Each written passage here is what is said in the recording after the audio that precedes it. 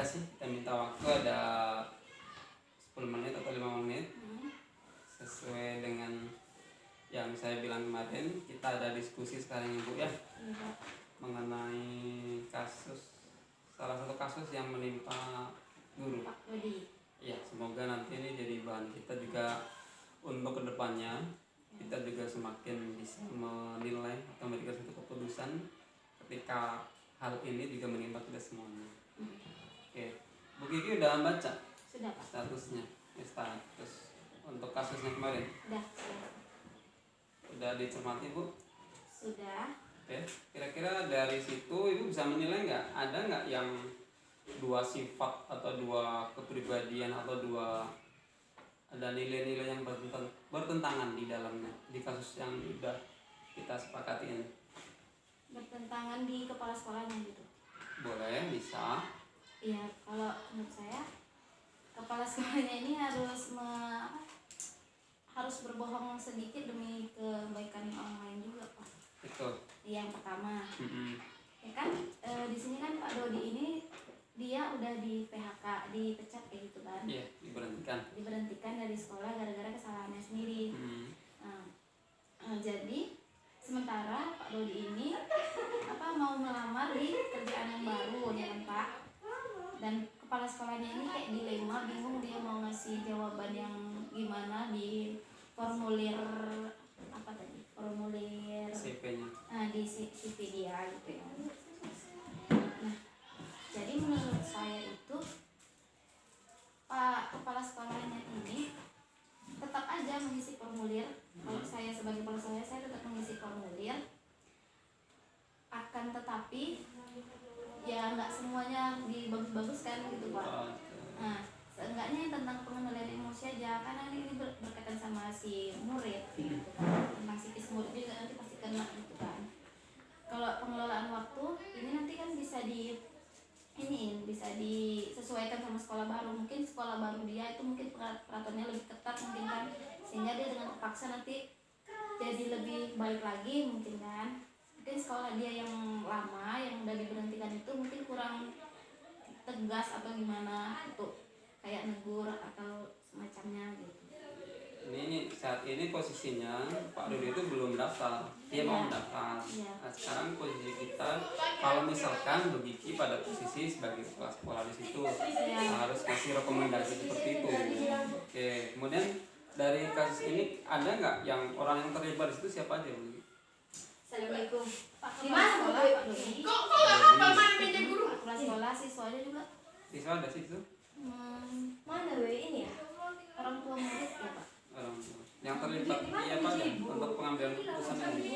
Kepala sekolah sama kepala sekolah aja lah Pak. Sekolah. Terus ada lagi? Tadi ada sekolah. Ibu bilang apa itu? Kalau di tempat kerja yang baru kan belum masih proses. Ada unsur pidana di situ Bu?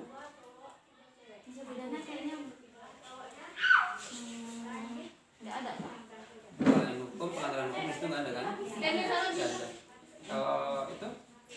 Kalau kode etik profesi Kode etik profesi ada di situ pelanggaran? Ada. Siapa? si Pak Dodinya. Pak Dodinya. Pak Dodinya ini kan nggak bisa mengendalikan emosinya. Nah, jadi termasuk marah-marah apa segala macam itu kan ini melanggar kode etik.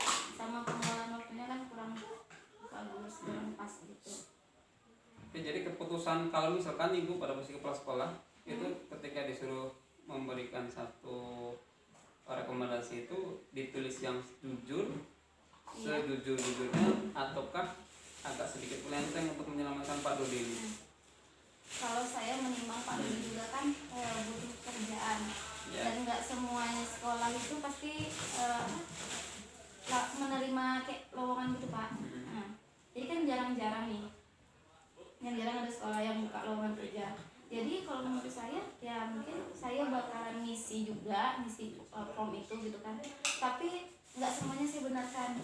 Nah, saya benarkan cuma tentang pengendalian emosi aja, karena itu kan tentang psikis, itu kan berbahaya kalau dilanjutin kan. Mengisi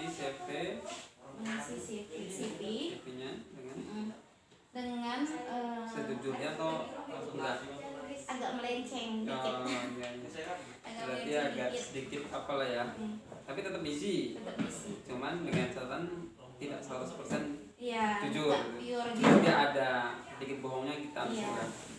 Karena kan ini kan masalah pengendalian emosi Pak. Kalau pengendalian emosi itu kan dia emosi orang itu kan nggak selamanya kayak gitu terus nggak selamanya monoton, pasti bisa berubah gitu. Kira-kira apa yang mendasari ibu berpikir ngambil keputusan seperti itu? Dari aturan atau karena kasihan? Enggak, ya karena kan yang tadi saya bilang kalau pengendalian emosi orang, kalau orang yang memiliki problem dalam pengendalian emosi itu Pak, itu nggak selamanya monoton terus dia marah-marah apa segala nggak kayak gitu.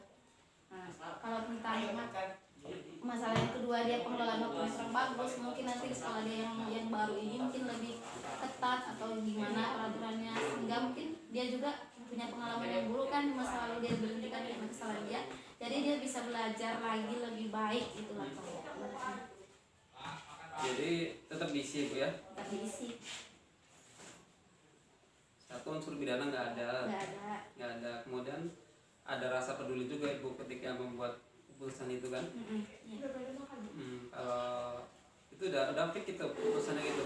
Iya, meskipun nggak ada untungnya sebenarnya sama sekolah-sekolahnya. Tapi saling mengerti aja lagi kita paham gitu. Jadi ada rasa peduli ya Bu ya. Hmm. Peduli, rasa kasihan gitu. Kalau misalkan saya nih pada posisi kepala sekolah nih, kalau saya mungkin nggak ngasih. Nggak ngasih karena tahu pengalamannya. Iya, satu itu kan kita lihat dari keseharian dia di sini kan, satu udah terbiasa dia kan. Iya. Peraturan dia sering dilakukan, sering ya dilanggar. Kemudian ada satu kode etik juga yang nggak bisa kita tolerir, itu di saat dia untuk penggalangan dana itu diselewengkan itu, maka di situ kita kan biasanya ada unsur, kalau saya sendiri itu ada unsur pidana di situ. Kurang pas baca tadi.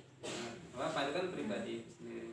Jadi mungkin ibu dari sisi pedulinya, kasihannya mungkin seperti itu. Kalau saya dari situ saya apanya, menilai. Jadi ketika saya mengambil keputusan, saya amati dari situ, nanti ini membahayakan bagi instansi sekolah.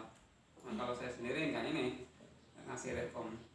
Ketika dia minta yang bagus-bagus, tapi kalau misalkan saya mau jujur, ya CV itu saya buat, tapi dengan catatan yang seperti kinerja dia di sekolah. Gitu. Kalau seandainya dia nih Pak, dia kan belum tentu dia nanti, dia kan bermasalah yang tidak tentang keuangan panitia itu kan. Ya. Kan belum tentu nih Pak, nanti dari sekolah baru dia langsung megang bisnis keuangan. Iya. Itu kalau yang besok kita nggak tahu. Tapi yang kita ngambil keputusan kan dari yang kita sudah tahu, dari pengalaman itu, dari fakta yang ada, itu aja kita ngambil. Kalau untuk di depannya kita ya kita belum tahu juga karena belum dijalani. Gitu. Jadi kalau ibu tetap kasih rekom, bagus, positif lah ya. Tapi nggak pure, nggak semuanya Iya. benar. Oke lah. Oke, makasih Bu Gigi atas waktunya, kemudian juga terima kasih atas pandangannya, dan sedikit ya, kita memang berbeda karena dari pengambilan keputusan kita memang juga ada melihat sedikit dari sudut pandang yang berbeda. Bu Gigi dari rasa kasihan, kalau saya lebih pada ya peraturan juga nanti kita juga hasil akhirnya kita takutnya bisa nanti juga buat bermasalah. Terima kasih Bu Gigi atas waktunya, terima kasih banyak. Oke, assalamualaikum.